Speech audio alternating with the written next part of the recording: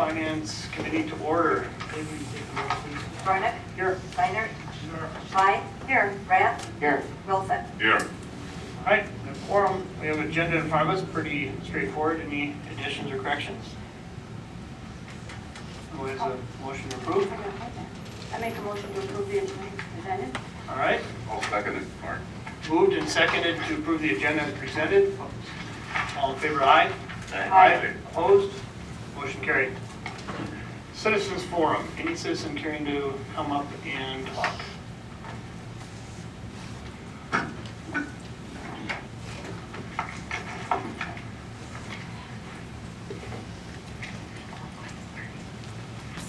You can pull that off a little bit. Right. Not that good. Nathan, just for the record. Brad Rokas, 213 North Clinton Avenue. I understand it's budget season, and budget is probably going to be the hardest one that the city has faced in quite some time. Through actions of the council and actions that the council had nothing to do with, the numbers are going to be tight and things are going to have to be seriously discussed. And from all the times I've been on either the prepping side or the receiving side of budget crunches, one thing that I would like everyone to remember that the decisions made impact the community as a whole, whether it's a service cut, but the one thing to remember that the labor numbers, there are more than numbers. There's people behind those numbers, people that live in the community and support their families and spend money in the family. And whether the time comes to cut the labor numbers or not cut the labor numbers, I just want everyone to just take a long, hard look and realize that they're affecting more than just the budgets, they're affecting people's lives. Thank you. Thank you. Mary, what?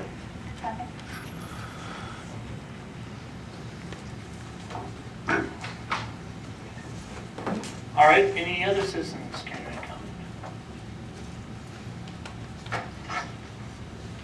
See any others?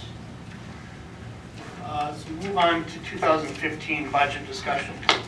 Our clerk treasurer just presented you some updated numbers. The first page is kind of the summary sheet. It is a summary sheet. Staff met and was able to you see the 425,063. That's the number we ended with at the last meeting of this committee.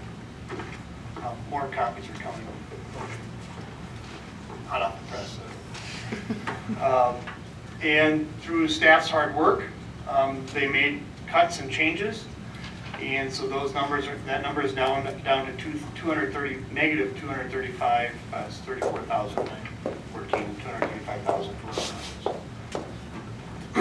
They also reviewed, that's in operating. They also reviewed capital, and our projected number is 409,000. Cuts and sacrifices that the committee, the department heads worked out amongst themselves. That number is down to 244. So there is a room of 164 there. So that's a good thing. If you go to the second page, the second and third page, oh, sorry, it's the back of the first, sorry. Back of the first page and then second, they are numbered at the top. This is a summary I put together of what was cut. So there's operating revenues, which were, well, there's a few cuts, but some nice additions. And then operating expenses, both positive and negative. Then it goes on to capital, and I'd have to check my math here. Please bear in mind, these are my numbers off of numbers that were coming in as late as 3:30 today from outside sources. So if they don't exactly jive, I'm not as concerned because the real numbers lie with the clerk treasurer. This is really, they're going to be close, but this is the numbers that we have as of right now.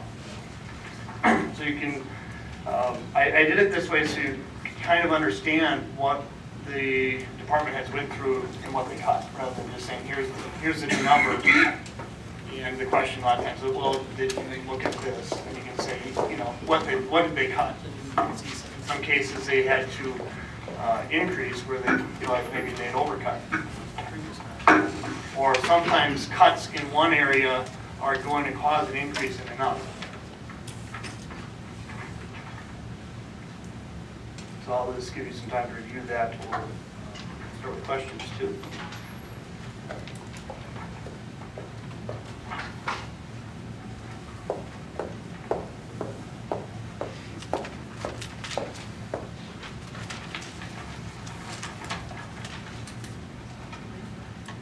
As you continue the packet, this handout on page 4, 5,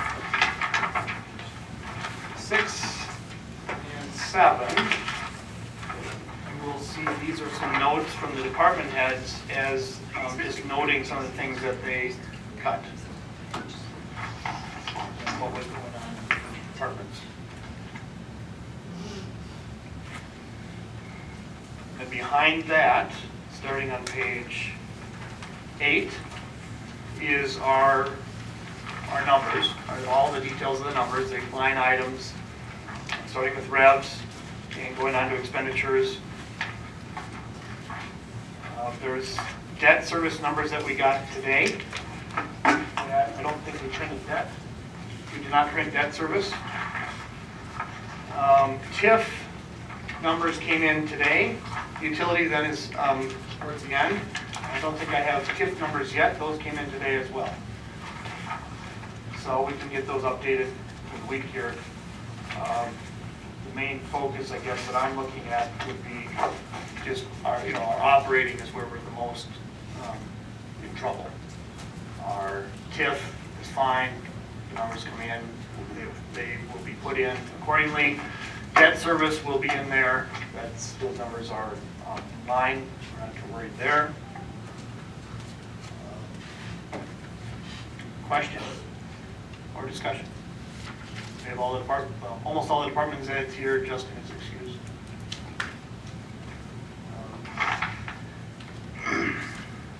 Like very much to decide whether it's or not.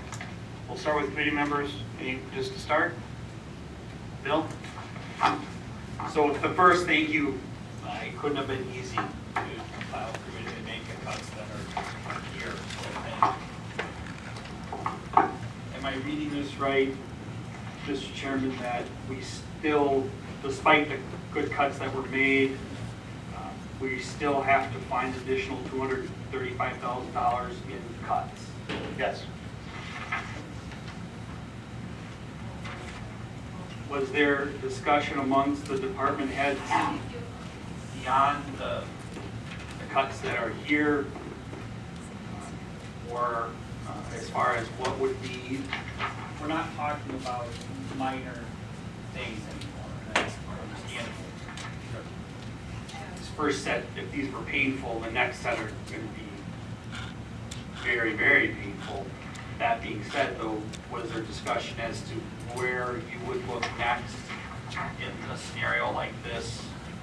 From what I understand, there might have been some side conversations between, the department heads are communicating very well.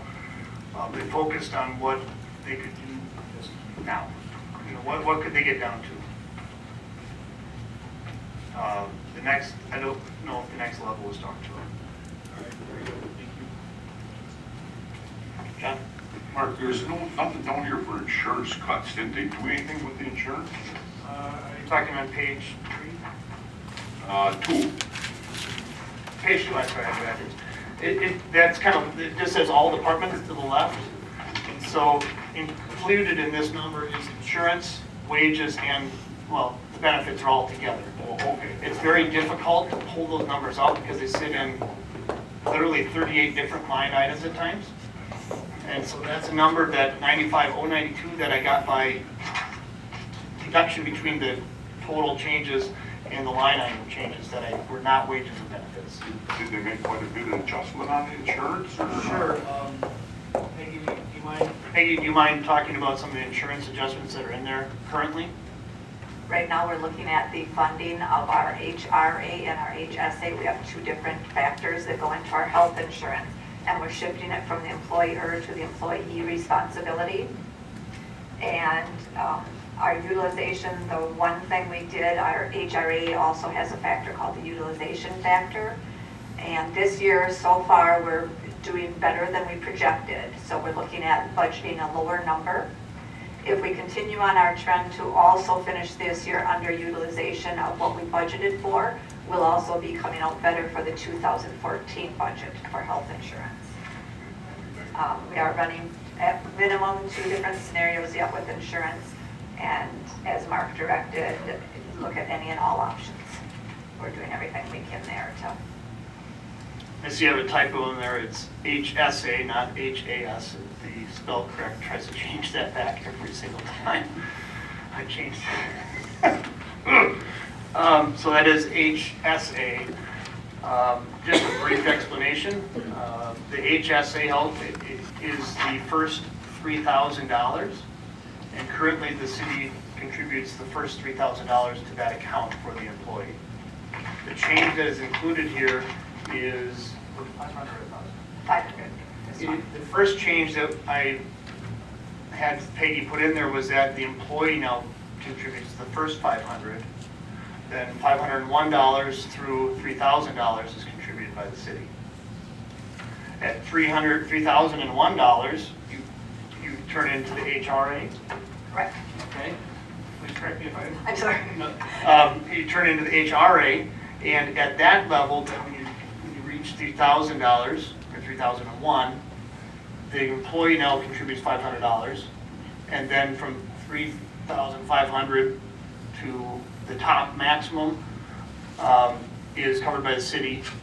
We also implemented that at the back end, that if you reach the maximum, the employee will contribute the last 1,000. I believe the number is like 12,670. 12,700. So at 11,700, the employee kicks in the last 1,000. And so that is where the 35% utilization comes in. That means that 35%, we're budgeting that 35% of the people will be utilizing in that range. It's a guesstimate. One year we budgeted, I believe, 20 or 25, and we hit 30 something, in previous years. And so we go up, and then sometimes we come down. It's really just a matter of how healthy our insurer.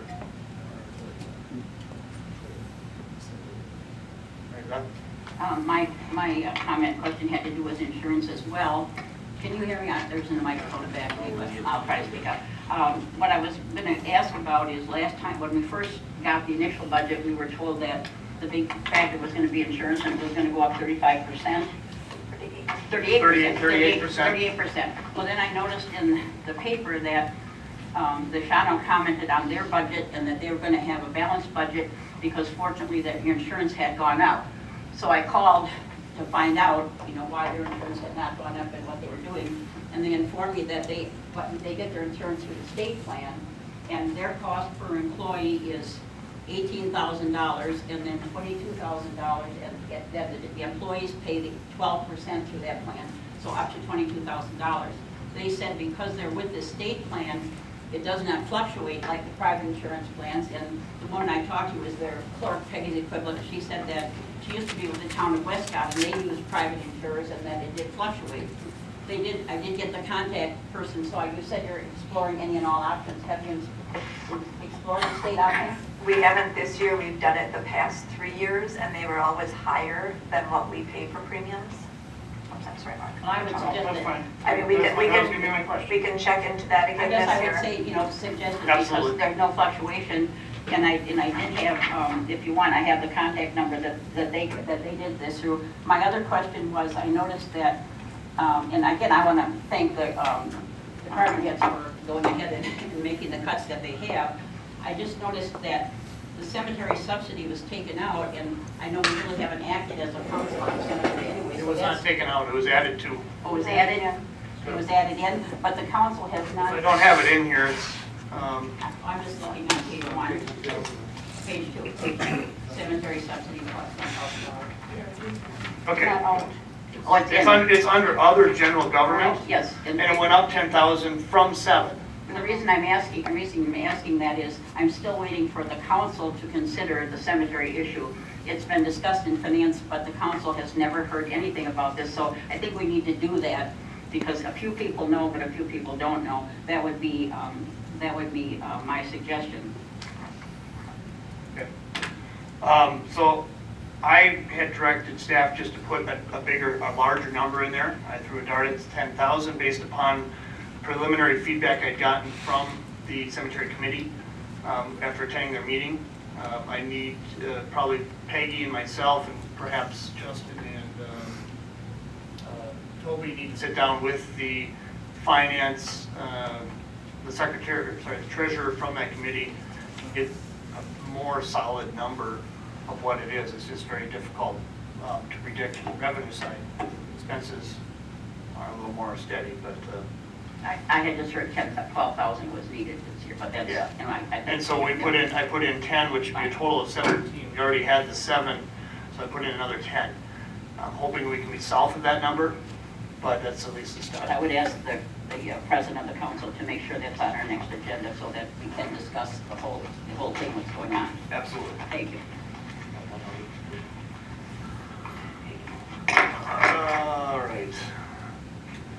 The other thing on insurance, we had predicted a 38% increase. We are thinking that that number will be closer to 33. So that does reflect that there's only a 33% increase. We're still working some things to get that lower. Those have not all played out. Mary Beth's idea of, the state, that is another option to look at. We've looked at in the past as well.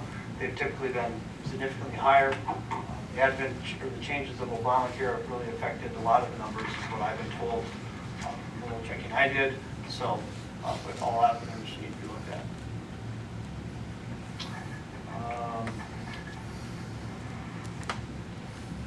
I can go back to insurance. The cost for the city's insurance, did you say, Shauna, was 22,000?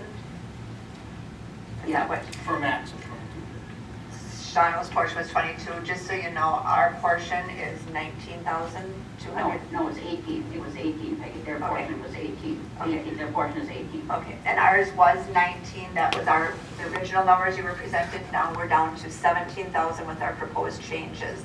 And the one thing with the city, we have a very high loss ratio, which is where we're running into problems with people, with other firms taking us.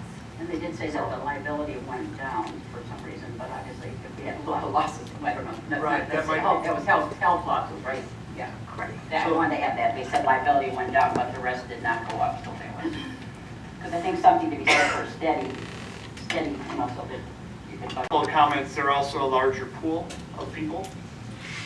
We are hovering around that 50 mark, and the makeup of that group of people is also a significant factor of who would want to bid on our insurance, or their insurance, anybody's insurance.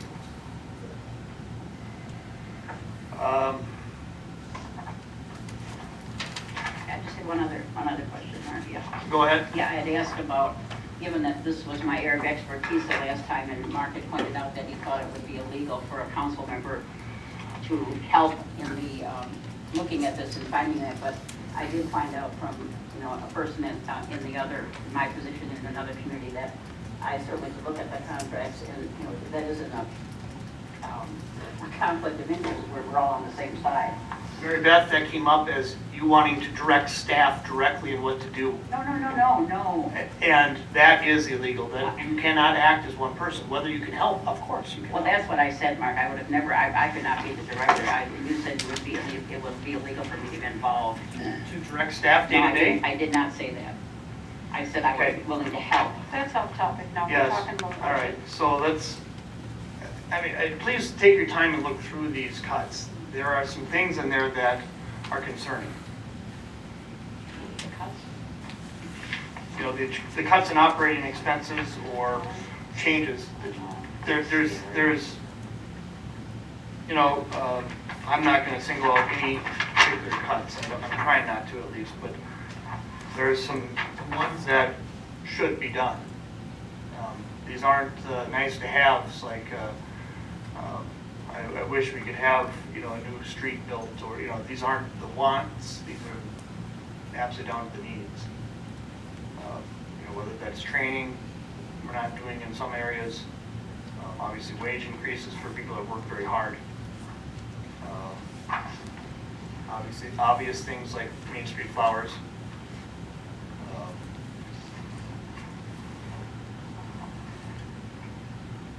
Things for police that include, investigation, training expenses.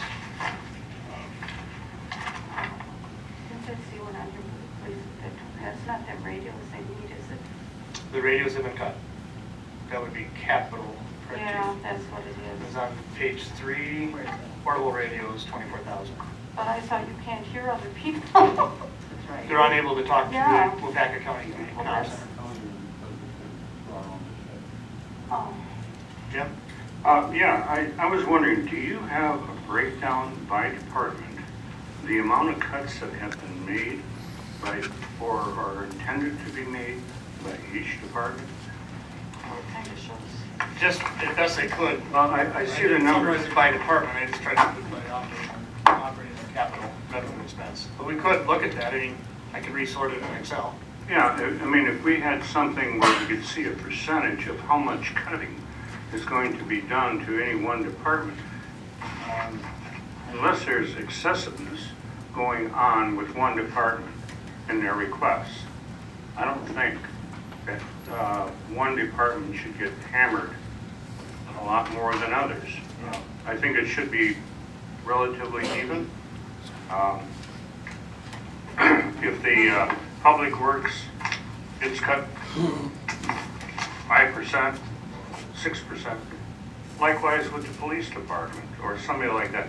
Keep it even, keep it fair. That's all I ask. I really don't think that drastic cuts to one department over another. Yeah. And these were not imposed by anybody but the department head. They made their own cuts. Yeah, I gathered that.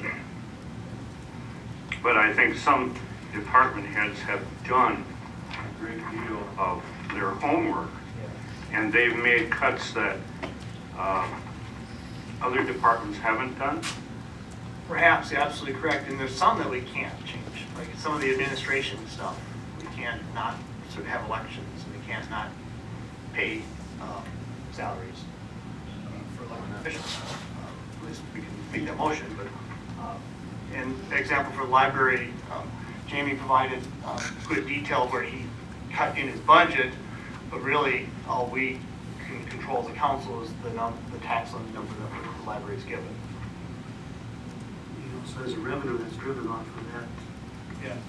I mean, without the municipal contribution, you will receive the library funding from the whole group, from Owls. So, Bill, and then Mary. This discussion is all good and healthy. That being said, we are still only halfway there. So whatever cuts are here and whatever problems they cause, and they will cause issues, keep in mind, we're only halfway done. Unless I'm missing something. So for me, and the people that come and talk to me, I can show them this, tell them this, but I'm only telling them half the story. And it's like any story, the second half is always where all the action is. And that's the part of this equation that we don't have any information on today. Where does that next $235,000 come from? And I don't, how do we find that out? What's the proper process to give the direction we need to give so that we can get an idea of what that looks like and those cuts are?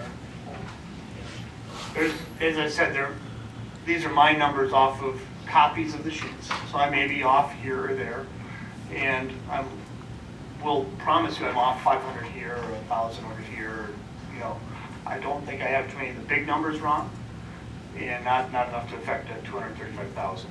So there may be a little more little things to find, unfortunately, but not big ones. Mary Beth? If it isn't, I mean, just, that isn't what my comment was, but Bill said, this is the job of the finance committee to make the recommendations to the council, right, of the cuts? And isn't that the way it works, that you guys, the finance committee makes recommendations to the council for the cuts?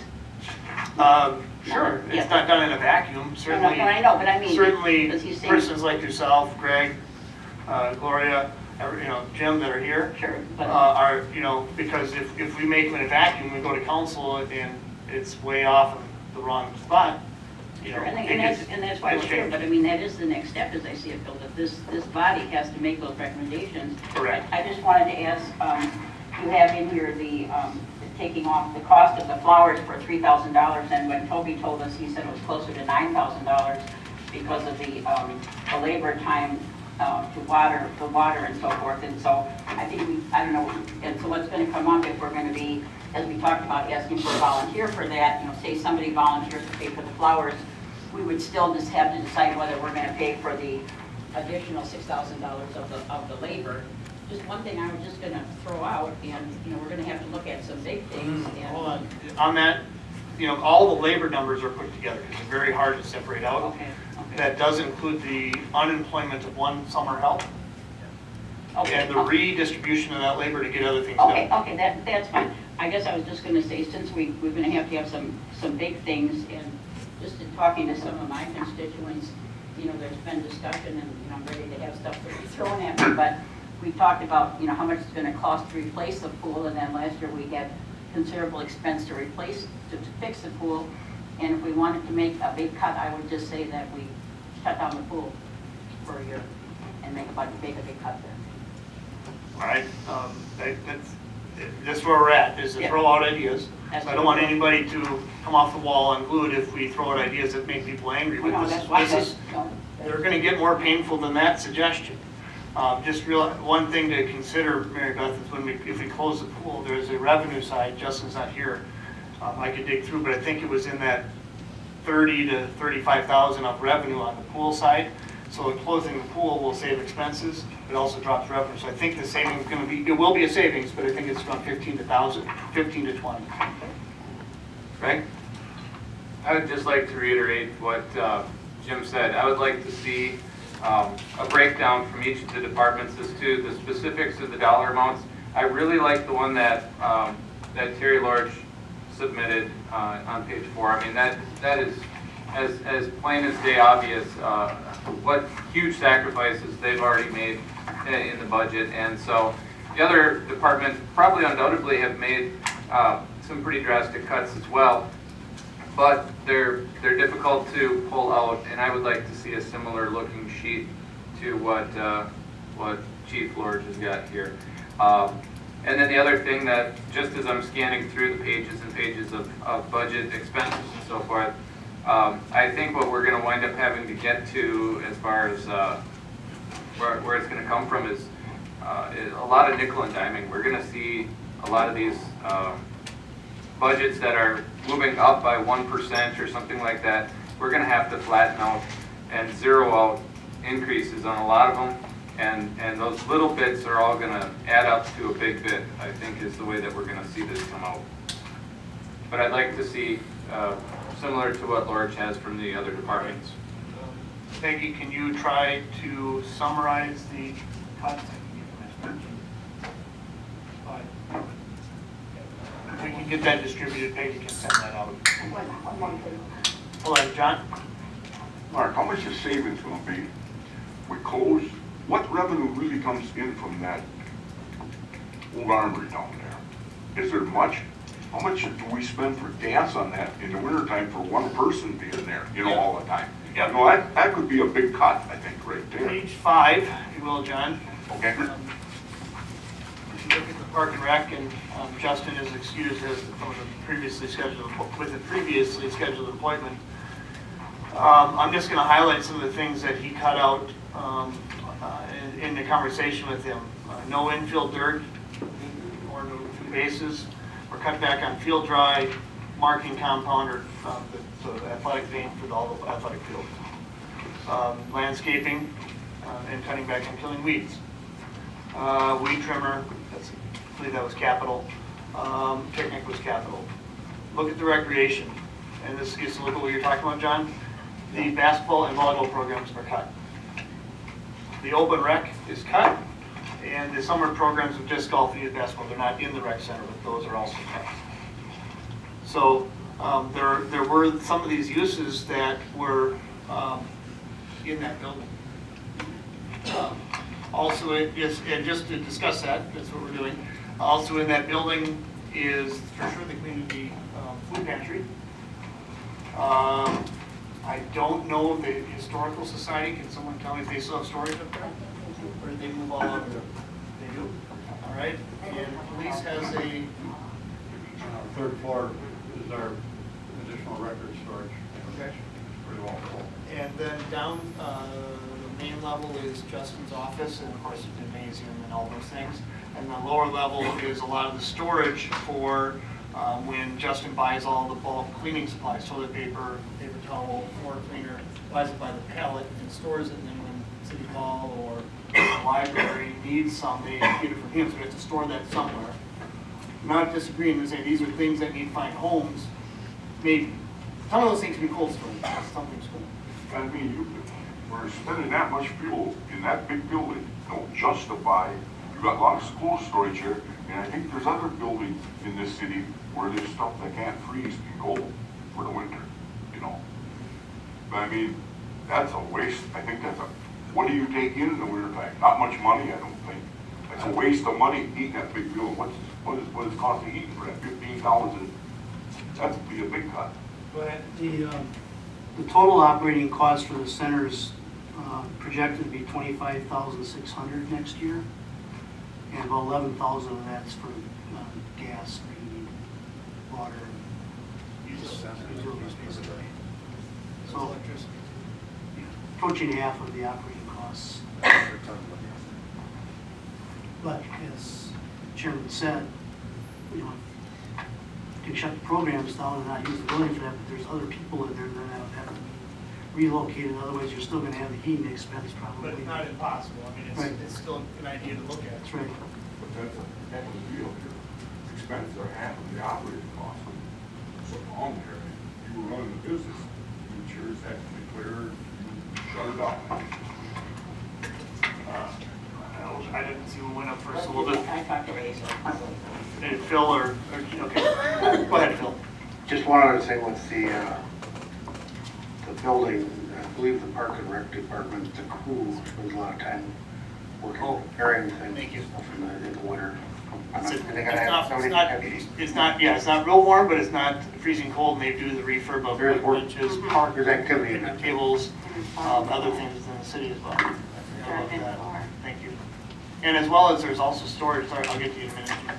There's also storage down there of, I can't remember what they tore apart, I think the old hospital, I remember Dick Britt showed me on a tour, they have sinks and toilets and streetlights that they were gonna throw out that they saved and we use. And they're stored down there, so it may look like eclectic junk, but we save a lot of money in operations by putting in a used sink when something breaks. Jim? Yeah, you know, looking at that building, every year you can go by it, walk around it, whatever, and it is falling in total disrepair. I mean, there's great chunks of concrete falling off the side of the building. It would cost a tremendous amount of money to get that building back in shape where it belongs, because it looks horrible. You know, truthfully, I would rather see the city go out and spend the money, rather than heating for the building, $11,000 or whatever it is, and go and rent a storage shed, a big one. And it would be the same amount of money, probably. You could negotiate a deal like that, and take all this cold storage that you're referring to, toilet paper and sinks and toilets and streetlights, all that stuff is cold storage material. Put it into a warehouse and pay the warehouse fee, and then get rid of that building. Because that building has cost a lot of money. It has for a long, long time. I just got a quick comment. Is the old electric building fully utilized? The upstairs and downstairs? Does anybody know? You know, where the electric was? Are we still using much of that building? I know at one time it was pretty much. There's parts of it that are I think that available. probably- I'm sorry, Mark. Well, I mean, when we're looking at some of the stuff we needed heated, maybe we'd be better off in there. I think it probably is more economical, that building, just versus it doesn't have ceilings to the sky. Yeah, I don't know. Just- two buildings better than one. Yeah, I just know. a thought. That's all right. I don't mind. I'm sorry.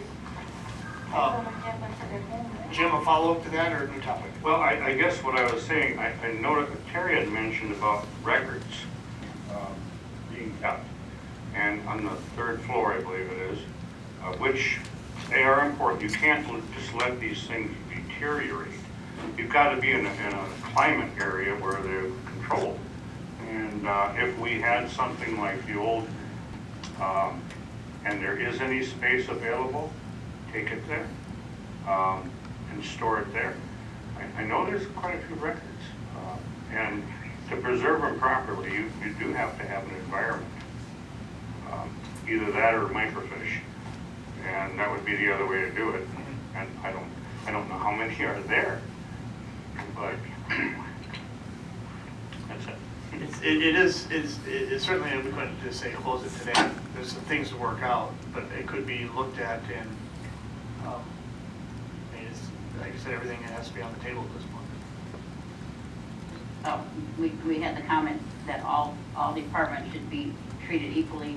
I guess that's true, except we've talked, I attend the utility meetings and we know we have to have linemen, we have to provide the electric service, we have to provide the police and fire. So I think there are some that are considered essential services and some not so much. So unfortunately, some enhance our quality of life a lot, but we do have some services that are essential services. I'm kind of concerned to see that those handheld radios, the communication with the radios cut, because when that was presented, that sounded like something we really needed. So I appreciate, Terry doing that. But I think we do have some that are essential services, and we're going to be talking. We know about the utility. We have to have people that can climb the poles, and we have to keep the utilities on. We have to have the fire. We have to have the police. But there are other things that, so I think we need to look at it that way too. We want to see what everybody did, and I appreciate, how much people have done. But some things are considered essential services. Yeah, I'll agree with that. I've said to department heads, I believe I've said at these meetings, there's some things that Joe Citizen or Mark Citizen can't provide for myself, at least not in a civil society. And that would be our police and fire protection, clean water, disposal of waste, Electricity.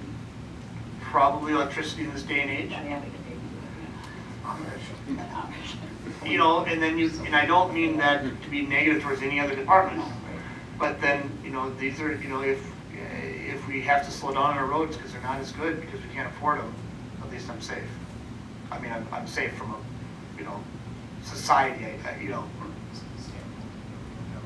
crime in the streets and those things. So, you're right, there's other areas that there are volunteer service groups in the community or private, I'll take the Clinton Youth League for many of the things that the city used to provide going back 20 and 30 years before I was here. The Youth League now provides from a baseball standpoint. It used to be a league, city run, as I understand. I'm looking at you, Corey. I've been hanging around it a long time. And so you would know, but now that has been more, I won't say privatized, but the organization provides that opportunity for the kids. They stepped up and did it. And I think, I'm not maybe speaking out of turn, but I think like the athletics will step up. I'm hoping so. I don't want to see any of these programs. No, I'm a little bit speaking out of turn, but I do believe that the athletics are pretty good about stepping up anything that's ever needed, that's ever been needed. Oh yeah, okay, well, and even if there's, I know there was infield dirt and all that, we have brought some in here. Yep. The A's did, and I believe. The A's paid for all of the new infield, as an example. And They're looking to pay for their own new scoreboard, and they paid for the sprinkler system. That's just their part. If you go up to the Blue Colts, the Youth League has paid for the scoreboards, the dugouts, the canopies, the new sheds. Those organizations have always, and I all they need to do is, I believe all they need to do is be asked, and most of them will. And coordinate. Yeah. Coordinate with parking. Right, and coordinate, and I know as far as the A's goes, they've always worked real hand in hand with the rec department. Even some of the organizations volunteered and mowed and cut grass this year for the ball fields during the And I- busiest, heaviest growing season. I think if we even put that out there, I do believe it's surprising that people do step forward. And would, yep, there's, people volunteer, all you gotta do is ask them. That's right. A lot of them don't like to volunteer, but if you ask them, They'll volunteer.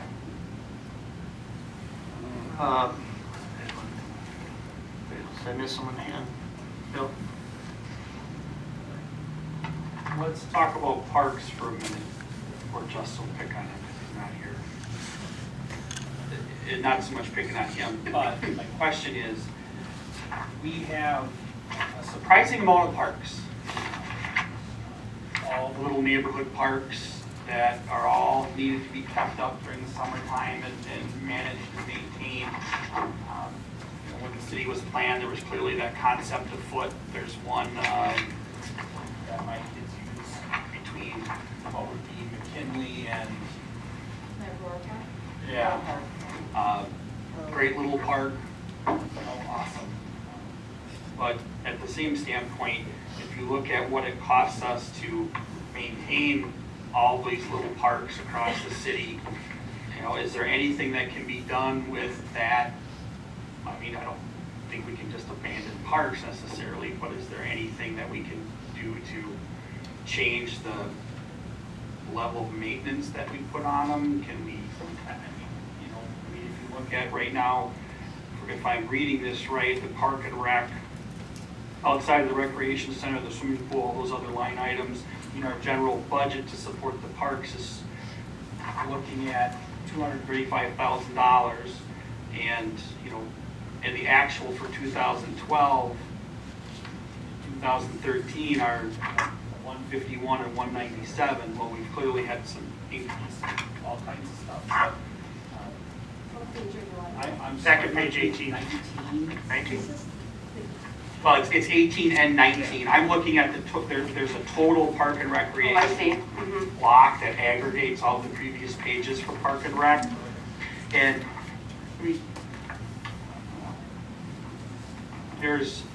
there's a lot of ground to cover and maintain that is city property right now. We have, I think it's like 13 parks, and some of them really just benefit a handful of citizens, like ourselves. I mean, that's us. I mean, it's us and like the 8 or 10 households that have little kids in that 5 or 6 block area.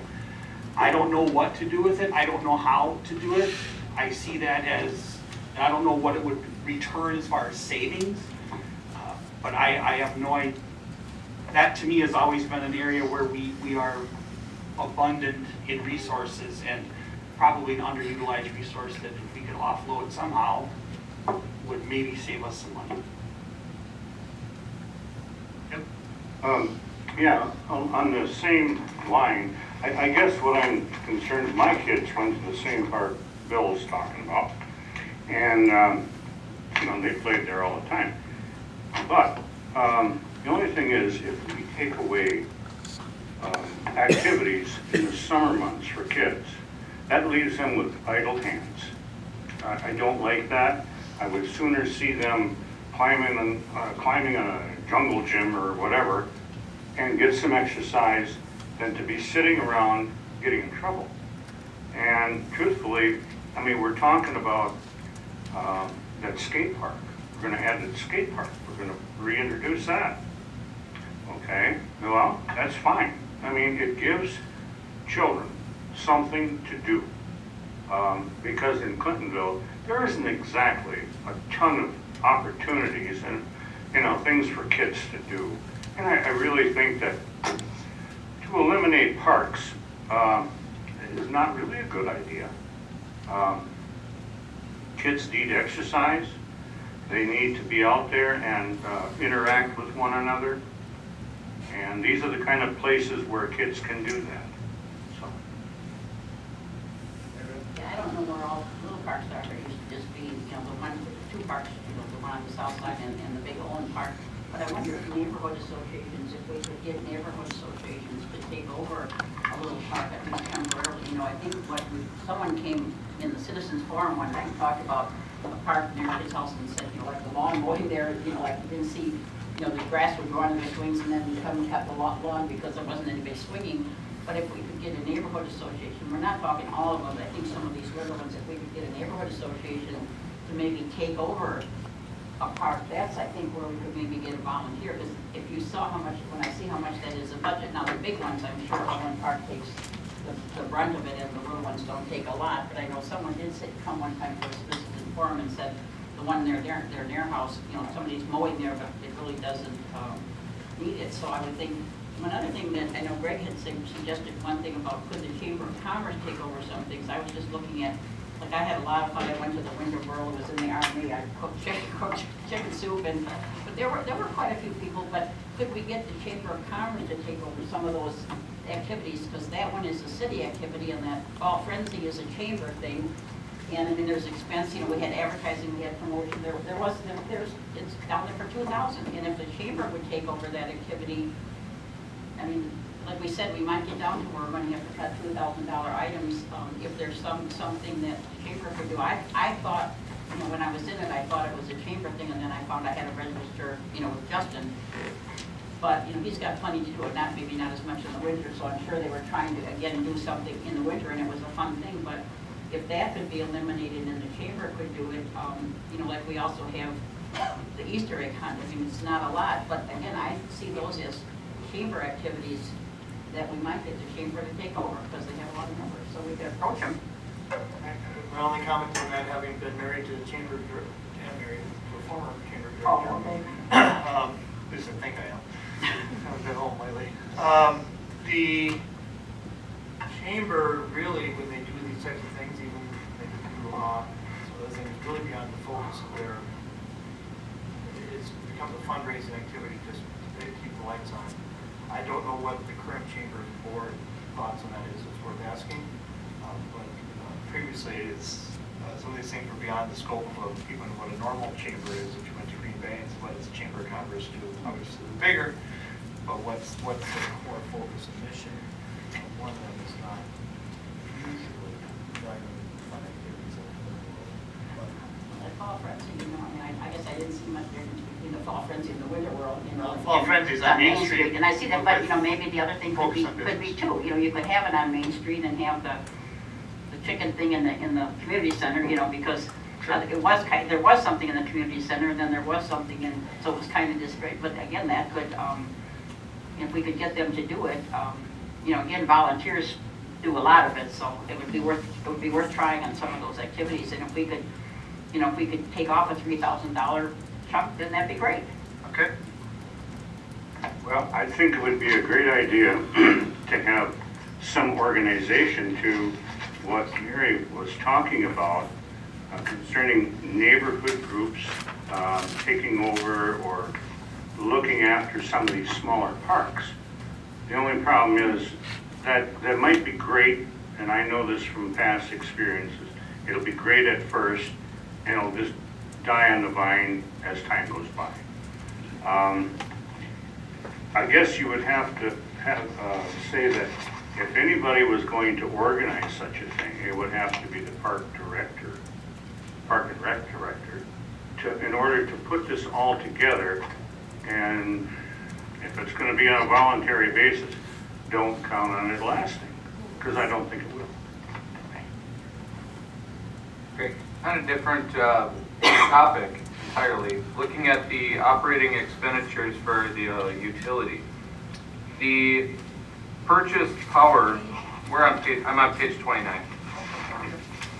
The purchased power, this is more or less just for my own questioning. It's not like I can see a spot to cut or something like that, but the purchase power for our budget for next year is pretty much $1 million higher than we budgeted last year.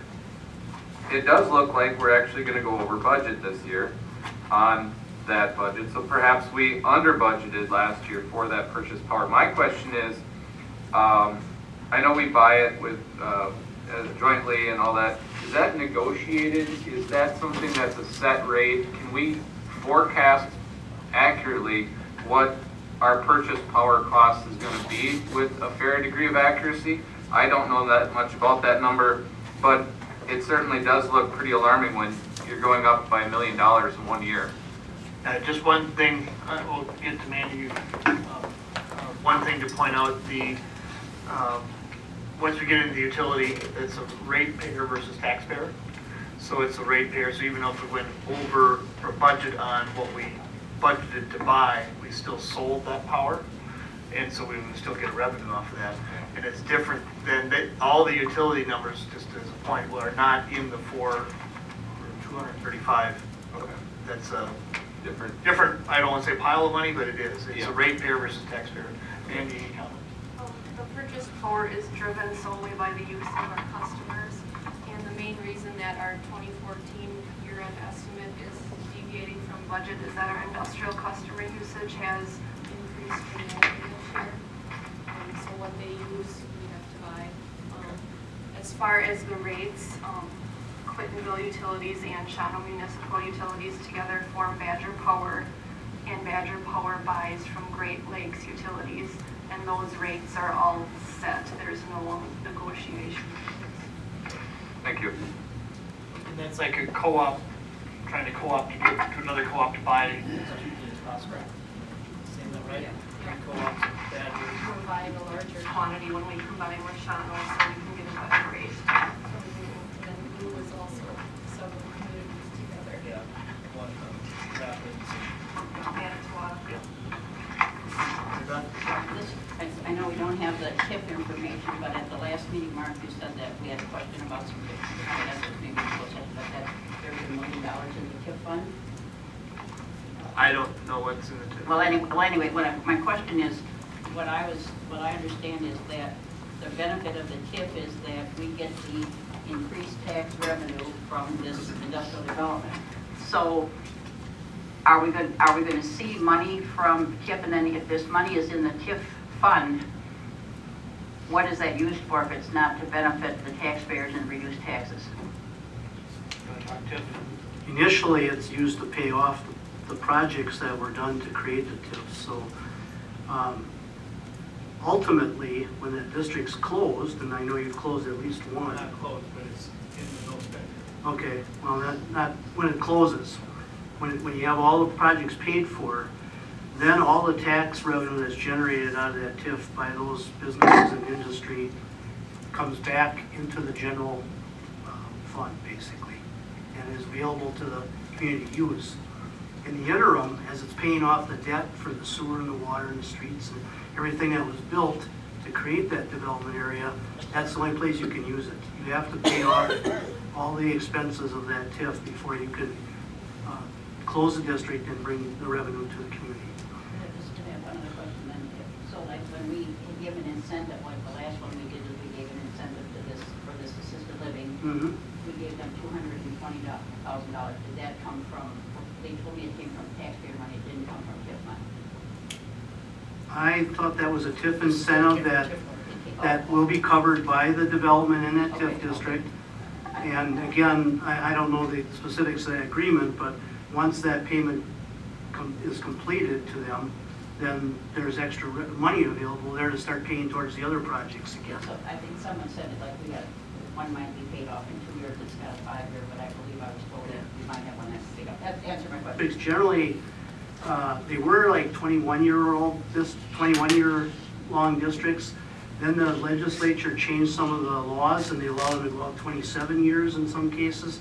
So it's a 20 to 30-year period usually that you have to wait before that tax revenue starts coming into the community for use for other purposes. So we haven't seen that yet. Right. I have a question for you, sir. Have you had an opportunity to look at the TIF money that has been spent on some of the projects around our community? Generally, I'm somewhat aware of, I'm aware of the new industrial area that's been expanded and what was done out there. I didn't look specifically at what the costs were for each of those elements. Okay, I would guess I was kind of curious about the Klein building or construction just north of town there on Highway 45. I know there was a tremendous amount of money laid out for that project, but how much of it was TIF money and how much was it of taxpayers' money? That, I guess that would I be can my. try and, you know, I can go through the records and see There what. wasn't any taxpayers' money that the city kicked in. You know, there was development incentives, which included coverage of utilities out to it, if I remember right. And expansion of utility there, but there's no taxpayer money into there. With some,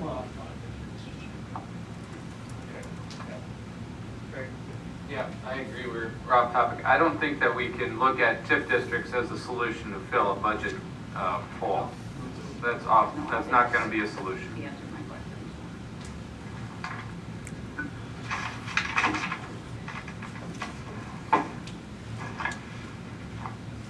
One thing I'd like to suggest that we direct staff to do is to review the current expenses in the operating and find if there's anything that is, so if we cut down, that is available to go to capital.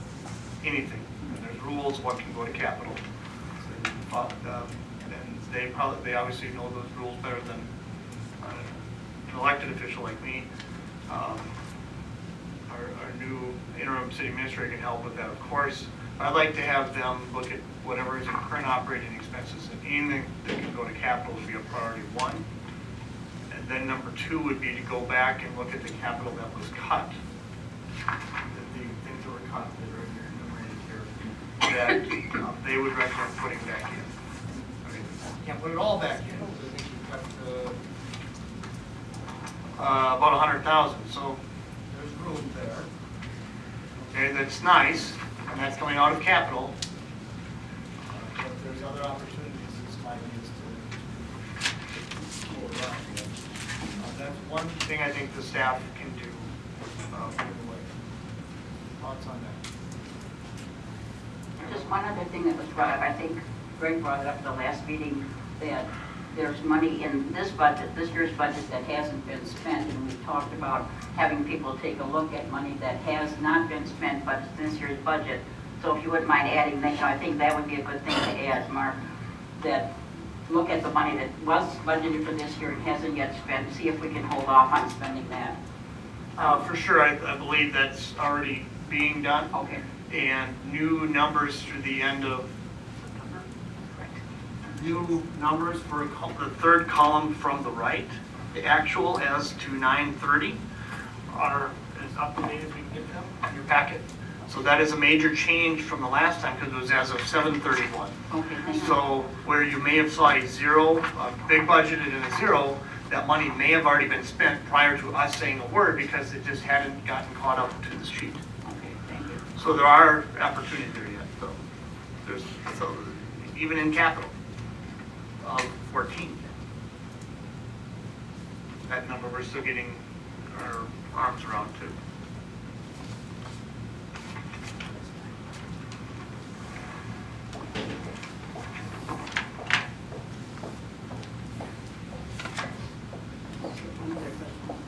Go ahead. You talked about the ambulance. Was that something that, was that something that was like 1/4 of what the cost of it was or something? Where are you I'm on looking? page 3. Capital? Page 3, yeah, capital. The ambulance. Ambulance for 6653? Yeah, wasn't that? I believe that is it's a payment on an ambulance, is why it can be capital. No, but I guess it was something that we could not do it because we were getting money for it or something. Wasn't that? Okay, I don't know. We're one of 11 votes on the ambulance Oh, okay. commission, if that's the right word, committee. Okay. And we're one of 11 votes, and that's the Okay. decision of the majority, although we probably constitute the majority of the ridership, so to speak, usage, Ridership. whatever you want to call it, Right. services. But, you know, one of those 11 maybe only have seriously a dozen constituents of a corner of Yeah. township. Yeah. Others are majority. But that is something I don't believe we can change. That's kind of what I thought. One thing in capital, this is not operating capital, would you maybe go back to transit and say, I know we can get a new taxi. So what, just reiterating, correct me if I'm wrong, Bill, is We have 3 taxis, 1 sits in reserve, we have 2 operators running the streets. When a new one is purchased, the second oldest one becomes the third, goes into reserve, the new one goes first, first goes to second. I think that's maybe what I was thinking about. And that's why I brought that up. I mean, that was, Thinking of the tax. and that's heavily subsidized. Yeah, that's the part, that's what I was thinking And about. so for us to save $2,000 in taxi, we'd probably have to cut $20,000. Yeah, Because that's you would what I- lose That's what I thought. revenue very quickly on the subsidized side. And that's a capital expense that, that one in. That would be a capital expense that we, if we found enough things that would got to our limit, that would be a direction we could, that would be somewhere we could direct.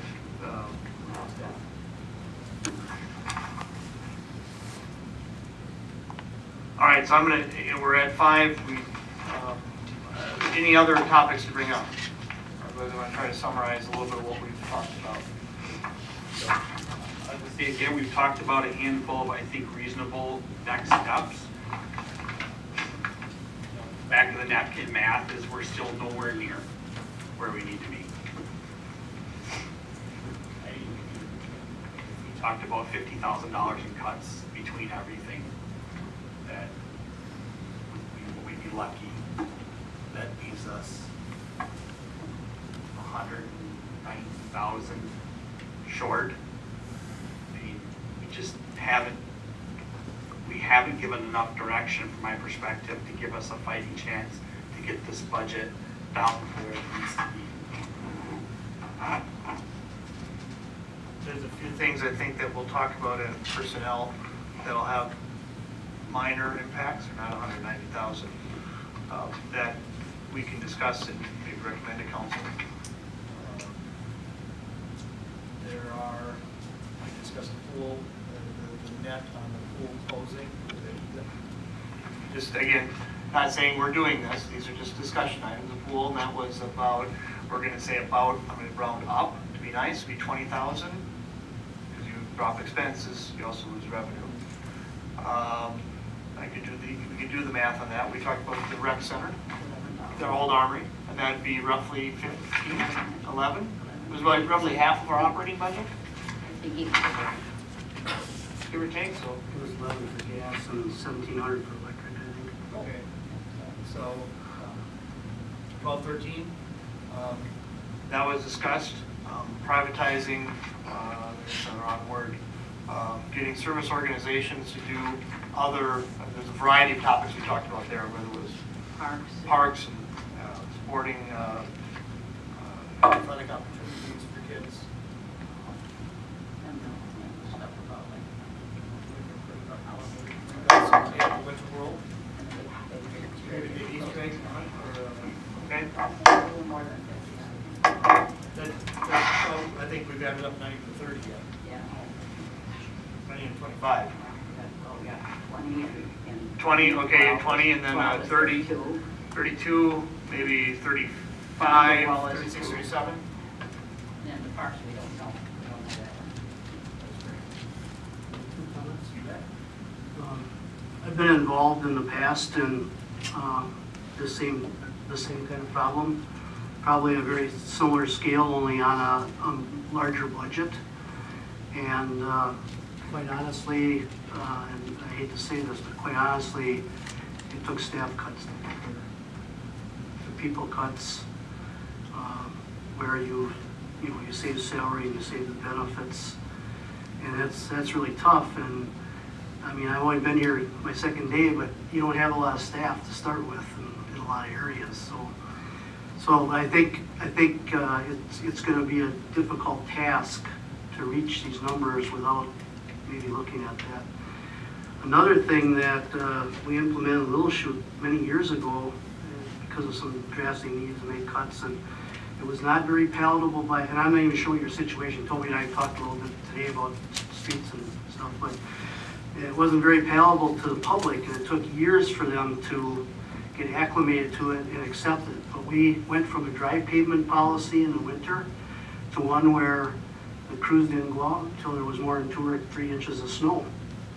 And they kept the main routes open and cleared and nice and clean, but side streets and subdivisions and that didn't get plowed unless there was a bigger storm. You save the manpower and wear and tear on the equipment, salt. And, that was one way that we were able to get Public Works to come up with some significant savings. I don't know what your, how you plow now. I don't know how much money that would save. And I couldn't tell you at all whether that'd be palatable to your community, because I know it wasn't where I was before. But the board held steady on that over the years, and eventually the public came to realize that that's the way it had to be. And it was one way of cutting a great expense during the winter. I was going to say, Chuck, that I do a lot of driving, and in the winter, it's very common. Further north, I think most of the main roads that I drive on are always plowed, but when I'm in even a town anywhere, they're not plowing streets unless there's a significant amount of snow. I mean, you just drive through it. You know, it's got to be better than 2-3 inches before they're going to take out a plow easily. It's got to be kind of significant, and that I always thought that we could probably do that. So I know it's not the happy, you're not going to have a happy dance over it, but more and more towns are doing it, and I do experience it. You know, almost all the towns I go into, they're not doing the side streets. Is that a direction that we'd like to direct Public Works to investigate? Yeah. Okay. So we'll have our Director of Public Works investigate what that impact that could be, and we could weigh that out and say, if it's going to save X, this is what we're going to, you know, it'll be a conscious decision by this body. It's very common.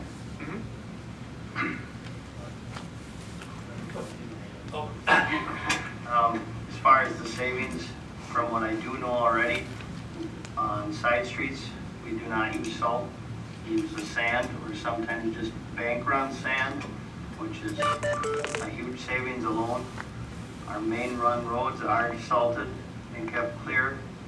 So basically, we're on the same, the Public Works has been doing that. The only way we could do is cut back on plowing, and you have to take into consideration ice pack and becoming more hazardous with our hilly terrain in the city. And then we are going to be getting calls for accidents and safety issues where we're going to be forced to use salt to fix or correct that problem. So short-term savings might, in the winter, might cause longer problems. Yeah, and it won't be popular. So what I'm saying is it sounds good. We maybe are already doing, we for sure are already probably doing that in 22 and 45. Yeah, that's And one part of We're already 156. kind of doing that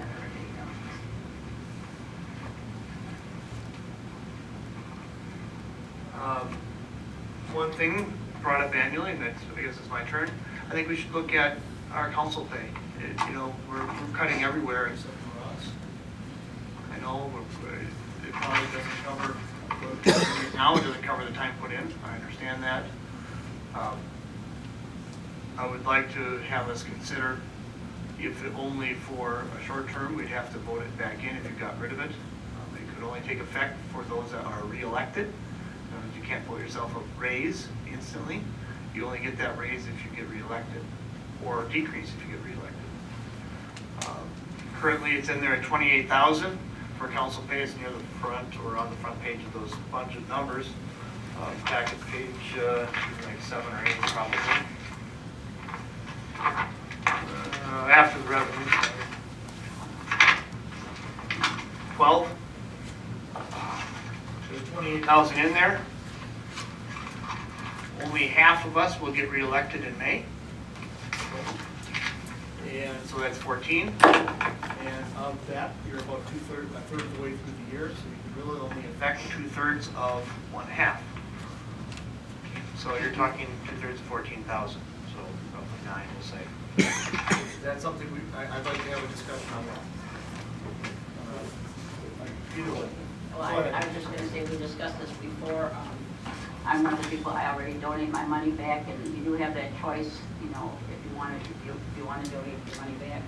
What I was gonna say is that we should also consider, I noticed somewhere in one of the counties near here, a county chairman just donated, I think he was getting $68,000 for being the county chairman. I don't know what county donated back.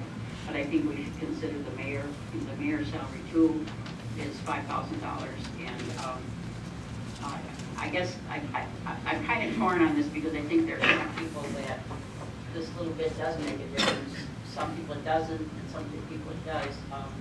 One thing we could do as an alternative, I would support you, Mark, but I think an alternative would be people would have the choice, and if we have the choice, we would encourage people to say that we encourage people to do it. Where do we come for Mary Beth? No, he gives it to me. They have to give it to me. Absolutely. Yeah, and then I give it. And so right now I'm giving it to the school right now. Okay, I understand. Yeah, So it's not coming back No, into it's the not coming, reps? no, right now I'm giving it to the school this year. I've got Okay. another plan for That's fine, I Yeah, just yeah, thought no. maybe we missed a revenue. Yeah, no, you wouldn't see it. Is It's the taxpayers. Do we not have to get paid as? Unless we change it by action of the council. No, we don't have to get paid. Yes, right now we have to. do, but we don't Right, have to. right, we can change it, Yeah. and then the change will only take effect after that person, the people that voted, become re-elected or unelected. The change could be positive or negative, and then you'd have to be voted back in. So if we voted us a $100,000 raise, we'd all have to get re-voted back in. Okay, do you think that will affect people running? I don't know. I'm just thinking, okay, will that affect people running? Because it is time consuming. You know, if you do any amount of homework, it takes some time. And I know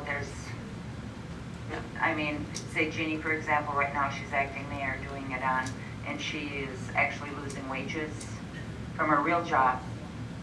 And because she is here. So, I guess you gotta kind of look at basically a choice. If you want to, give your money back, that's fine, but I don't know if it should really be an act of council, just for the simple fact, I still think we deserve something. We went down this line before, and, because I know when Steve was on, it was real major that he always wanted, he really pushed for raises, and we've always said, no, we'll just take, because we are one of the least paid, I think, in the area, and we have been putting in an awfully lot of time lately. Hours and hours and hours, and I guess it could be a personal choice if you wanted. Then once you got your check, then you would give it back to bank and say, put it somewhere. But I don't know that it's, like I said, I don't know how many people you're going to get to run for council if you're not going to get anything. That's just my opinion, and I'm going to get boo-hooed on that, but, I'm concerned about that. I mean, we've not had a raise for years. Oh my goodness, how many years has it been, 12? The amount of Meeting meeting pay pay was capped, Meeting pay was was- adjusted and then capped. Yeah, it was adjusted, yeah, Cap. There was 30 meetings, and at 25, because it used to be 10. Yeah, and then by the time we took taxes, I would get $7, maybe. Yeah, Okay. I think it is a factor in particularly getting younger people to run. I will say that. So I want to add that. And then I also noted that, and I don't know if the library board gets paid, but I know that the cemetery board gets paid, and we're talking about the cemetery board, and they have a pretty big board. I would assume that structure might change if we, are in charge of it. But I think everybody, should, at least we should do is ask people, to consider donating the money back. Mark, as I said, I'm with you, but I do want to add that I think it is a factor for people running. But I think we should, I think we can't not look good to the community if we say, we're willing to do that, but. Well, I guess I can only say I never asked when I ran for office, and I really have no idea what we get paid for. I can't even tell you. It goes into a direct deposit. I get some kind of a slip from the bank every month, and I don't know who's keeping track of the meetings I go to. I don't know if I get paid for meetings or not. You're supposed to. You got that yellow sheet. We found that for you right under there. I gotta help you with that, Jim. Jim, you get a salary of $2,400 or $2,500 per year. I'd have to do the math to figure out which one's correct. And then that's divided out by 12. The necessary taxes are removed, minus any other deductions that you choose, and that's your deposit. If you need meeting pay, or I'm sorry, if you wanted plain meeting pay, then you fill out the form, you turn that in. You turn that in, you can write it That's- down. You don't have to turn in after every meeting, you can, save them up. Larry's talking about this yellow sheet. Well, I kept track of it till July 8th. Okay. Making a donation. I've never turned my. Bill? I've never turned it in. Has anyone pulled the spending restraint requirements for 2016? So as we're shooting for a budget, why we're in some of this problem is we did not hit our spending restraint number.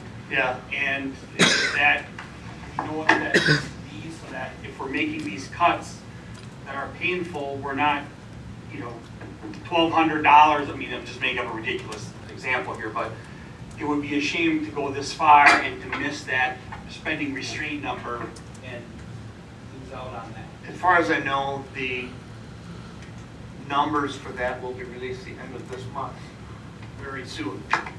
So before we maybe meet again, we'll have that number. It's not released by the state, what the percentage is. Is that correct? It's set at the end of October. Okay. So you're right, we may and then have to cut further, or we did. Memory serves, about $80,000. We did, we will receive full payment for that in 2014, but we will not receive that Right, payment for for 2015 15. for the budget work. But we want to make sure in 15 that that budget, if possible, meets it for the. That will be, I asked for that at the previous meeting, it's just not possible yet. It's just not there yet to reverse calculate. Mixed opinion on me.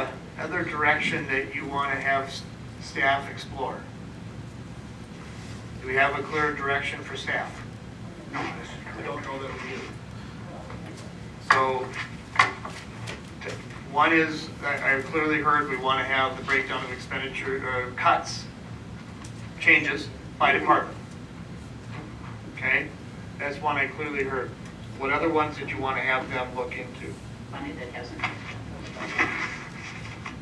So 2014 expenditures and room for changes, that's probably one we can more redirect to our interim city administrator, who, as he gets his feet on the ground, is going to have a better handle on that. And then the other one that you said was the thing about, things in the capital debt. Thank you. I'd like to have staff get together and review capital spending, which is akin to what you just said, but also for 15 to say what can go out of 15 budget into capital, if there is anything, and then what do they recommend putting back in? And then And maybe even a priority list. If we can get a priority list, and then, that might be bigger than the wish, and then we'll make that decision. And then that privatization is kind of the way we called it, the parks and the special events. Okay, that's a big topic. How do we direct staff to start investigating this? We're gonna have to break that one apart. Well, I think the parks thing would be something that, Justin's not here, but we have to look at the number of small parks that are in the neighborhood and see what we could save, what we could Okay. save on the small parks that are in the neighborhood. All right, so we're directing our Park and Rec Director to investigate parks and what could be done with service organizations or neighborhood. Yeah, maybe neighborhood or volunteer, volunteer. we could call it. Jeannie and Lydia. I know, yeah, I kind of did. When I was a kid, I know that the parks didn't get cut. There was budget cuts. I remember they didn't get cut. But we didn't have that ordinance for long. Because I remember when we were kids, we didn't, there was a couple of years that the parks were kind of long. Like up by the Wall Diamonds, up by the swimming pool. They actually had a farmer cutting them for hay for a while. Do you remember that, Terry, at all? Well, you were born. I remember, because Dad played baseball up there, and I remember seeing that they had hay wagons up there cutting the back part of it, because it is a big park. It is huge. And I don't know if we got revenue from them cutting it or what, but it got bailed for a couple of years, way in back, because that, I don't know how many acres that park is. I know it's big. But the back part beyond the baseball, because when the ball got hit way out, it might as well have been gone because it was in the hayfield.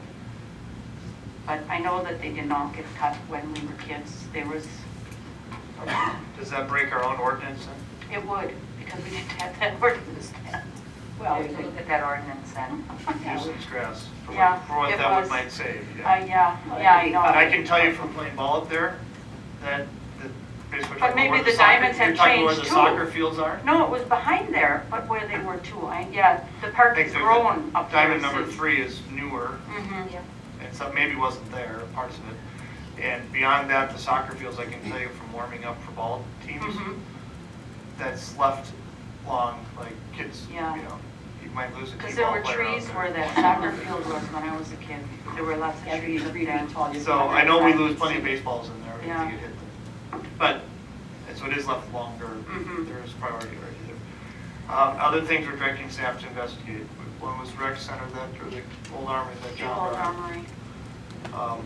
We would want to, you know, does that go to the park and rec committee that gets referenced to investigate? You know, I don't, you know, this is a lot to put on staff without a lot of direction. I think the committee. And I don't know if we're gonna even have a meeting this week, we might have to, Yeah. well, we weren't gonna, Justin, I think, was gonna be gone. And, yeah, I'll talk to him, maybe it won't be on Tuesday, maybe we can make it on Monday or something, if it works for him. I'll get a hold of him. And then the privatization of the other clubs. All right, and these are big topics, I mean, each one is big, and so like, to just lump it on there, I mean, we gotta give some clear direction to staff, what we want them to do. Okay, and can I just throw something out there, and I might get pelted for this one, but I know, and I've argued this at every budget meeting, that carrying the beeper, when they carry for on-call, now I know it's uncertain, they're getting paid an astronomical amount for carrying a beeper. Who's Then if they? they get I'm called, sorry. I believe it was, what department is that? Where, water, yeah, it's, they get paid something like water sewer probably, but they get paid something, and I think it's more than $14 an hour just to carry a beeper. And I think that is crazy. I mean, I get $2 to carry my beeper, which I think is ridiculously cheap. They're being tightwads, and I think that's not a fair wage. But I think that having, like, whatever it was, $15 or $17 to carry a beeper is crazy. And then, including on that, then you're going to be bumped up once you get called out and you go, because it's after hours, you're getting time and a half. So I guess I'm really serious, and I have yipped about this last budget, and the budget before, because I do not think that that is really, So that's a utility matter, I'm just trying to sort this out in my head, so it's a utility, so we go to utility board, waste would go to street. yeah, I'm thinking that might be waste. I'm thinking it might be wastewater, because I think it's the guys down at the sewer plant, isn't it, the carry beeper, or is it? And also water. And Yep. water. There's lift Yeah, stations. I mean, and you guys remember that is an extremely big wage to carry a beeper. I mean, it's like probably $30,000 a year at least. Oh, gosh, more than that. Because you figure a weekend is 24 hour, 48 hours. And yeah, and then you got it at night, and just for carrying a beeper, that kind of money is humongous. All right. Bill has his hand up. Is it on the same topic, or are we going to leave the topic? I don't know. I was gonna leave the topic. Did you have something on the same topic? Well, the only thing is, I'm thinking that with the utility board, they're under the union. They're not? The only union is police, only police. Okay, well, I mean, if they're not under union, I guess you could change that, but I'm gonna say you're gonna run into, change the union. Oh, okay. That's when it got brought up. Right. Oh, okay, see, I didn't know. Andy, on the topic? Yeah, I just clarify. Water and wastewater are on call Monday through Thursday, and whoever is on call during the week, which is typically either the foreman for water or wastewater, they are paid at their normal hourly rate for 4.5 hours. so Monday through Thursday. Weekend duty, 6 hours for Saturday, 6 hours for Sunday. That would be for a water/wastewater. And then electric also has 6 hours per day, Saturday, Sunday. There's no on-call person for electric during the week. I just still think we gotta look at that. I mean, because that's a lot to be just sitting home if you don't get called out. And I guess, I just think it has to be looked at, and that's a big wage. So you want to direct that to the utility and the street? Is that what I we're think talking so. about? Well, waste and water, street. Yeah. Utility? Yes, that could save quite a bit. I'm trying to stay on topic. I know Bill has the next topic laid out. I was just gonna say it would be nice to see the math run when you look at it for a whole year. So, yeah, just run the numbers. New topic. Bill? The topic is timing. To your point, Mr. Chairman, some of these topics are fairly complex and have all sorts of repercussions associated with them. What is our directive from the standpoint of the city/state as far as approving and finalizing a balanced budget? What are we up against? Good, well, that's fine. It's a good segue. It's where it's going to kind of end up to frame people. We have some, why don't we work backwards, taking from due date in the county going forward? Does that make sense? December 1st. December 1st would be when we have to have the budget to the county so they can print, get into the tax bills to get printed, to get delivered, to match state or state statute most likely. Correct, state statute. So if you go backwards from there in time, we would have to approve sometime before that. On the approval, if you go back before approval, we'd want to have public input. So we need to have a public hearing. Before you can have a public hearing, we need to give written notice pursuant to the statutes of proper notice for said hearing, which is probably 2 weeks, 15 days. So we're talking about 2 weeks, maybe, from now. November 26th. We had a soft deadline of just back in August when I laid out the budget schedule, not knowing any numbers, the publication date was the 26th? This week, correct, next This week. We would need to put something in the paper this week to be published, to have it for our public hearing, which had been slated for the normal council meeting. I closed my computer up, so that would be November. the normal in November, which where I said we could have a public hearing. And then giving some time to digest the public input. We would have budget adoption, given changes or suggestions there roughly a week later, which put us that third or fourth week of November, allowing time for staff to get that to the county. So with all that being said, some of these, I think, good conversations to be had, it doesn't seem realistic to sort out some of these things in the next 3 weeks, like, finding groups to mow the parks or anything. I'm not saying don't do it, I'm saying I don't know that it's a realistic belt tightening that we could get our hands around between now and our required deadlines.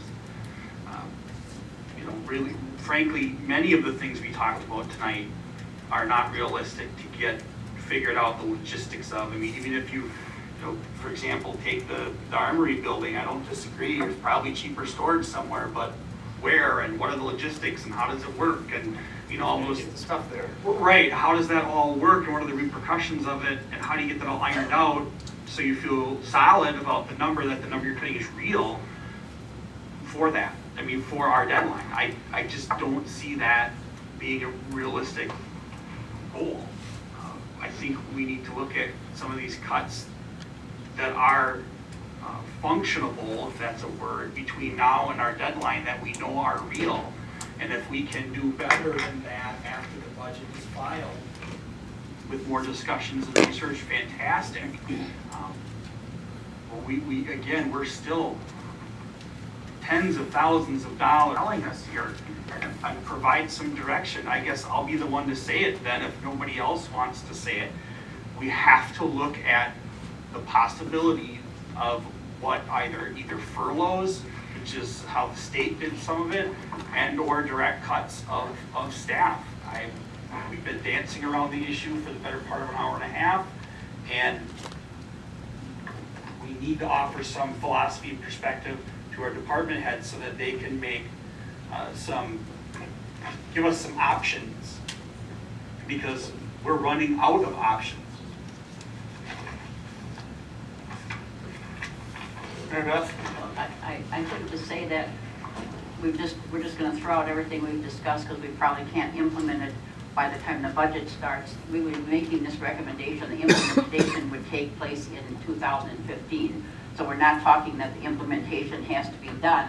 We're recommending this, we're taking the money out, we have to find the other source, finding other neighborhood groups and so forth would not have to take place by the time we pass the budget. So I think all the things we talked about are valid to refer. I don't think we should throw them out.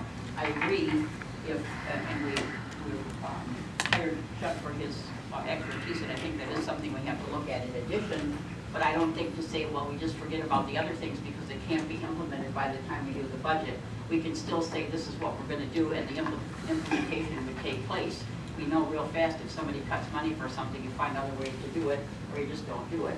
So I think those were all valid. I agree that we can add possible staff cuts, that can be added, but I don't want to throw out all the, what we spent all this time talking about and referring it to committees.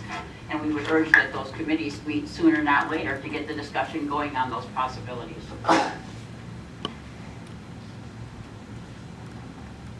Clarification, does that mean then that you're proposing to make the cuts to implement those things? It's just that it's going to take longer to implement?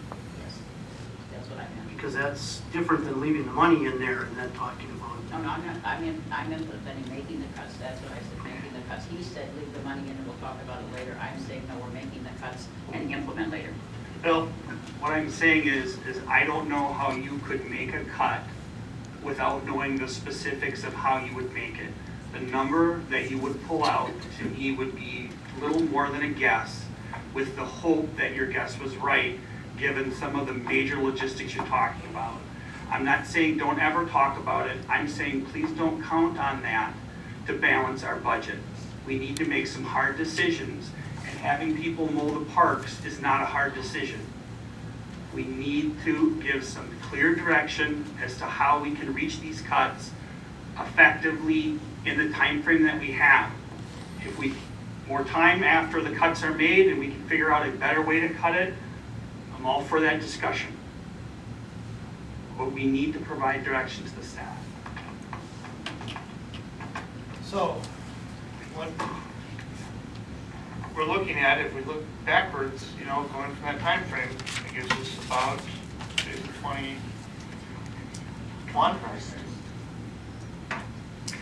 about 2 weeks from tonight, we'll be sitting here. Is that right? Close.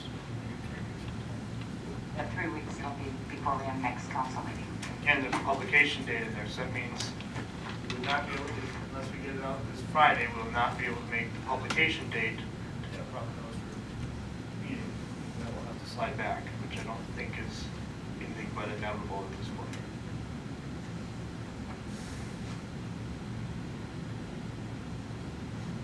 So let's talk about the next meeting date for this committee.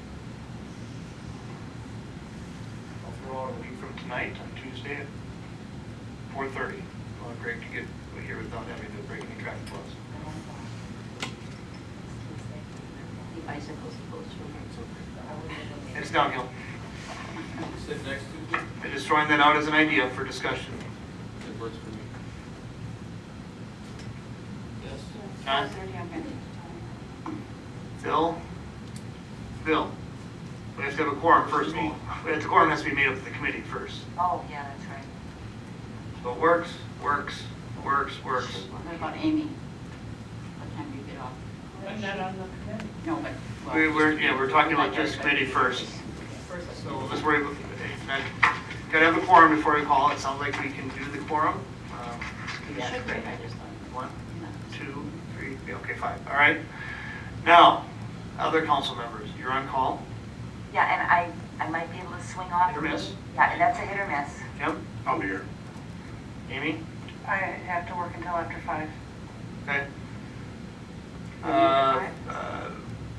Greg? I'll be here. Okay. Make it 5? I'm looking at, there's also convenience for staff. Oh, right, and They- is there an overtime thing too? Somebody, Peggy told me. Their salary department heads are not overtime.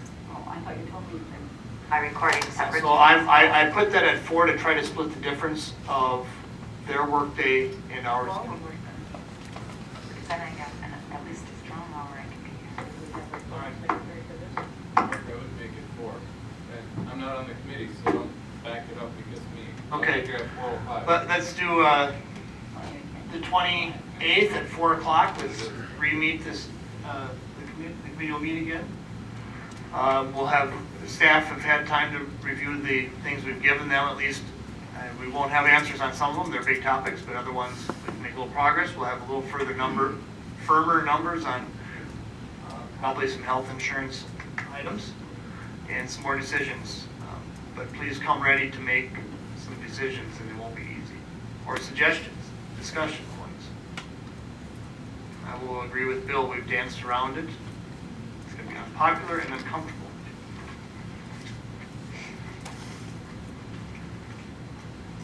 Any further discussion items for the budget? Agenda items closed.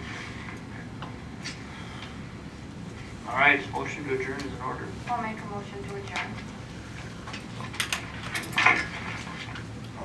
It's moved and seconded to adjourn. Discussion?